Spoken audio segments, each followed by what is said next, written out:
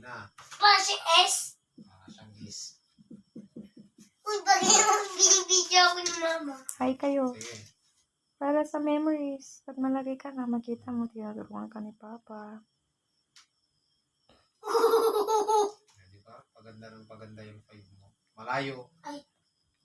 Hi, sa August 17, 2024. Ay, Hmm.